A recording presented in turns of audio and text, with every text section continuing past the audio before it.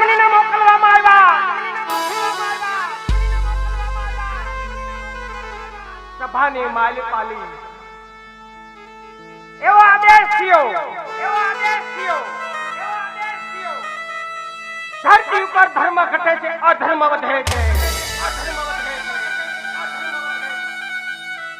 એવા લોકો કહે રાક્ષસો રાજ કરે છે.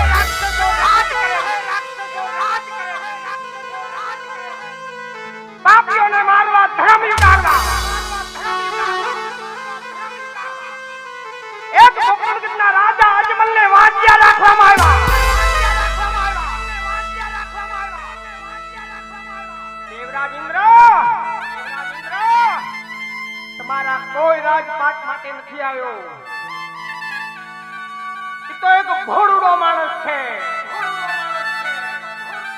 પેટે વાંગ્યો છે અને એ પુત્ર માટે આવ્યો છે.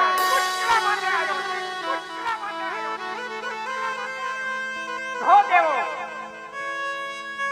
આજ સભાની માલિકા તમે મને આ માટે બોલાવ્યો હોય તો તમે પોત-પોત તમારા દેવલોકમાં જાઓ.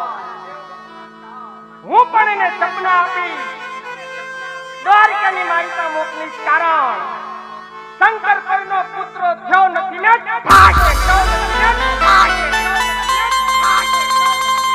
જાઓ દેવોને દરબાર.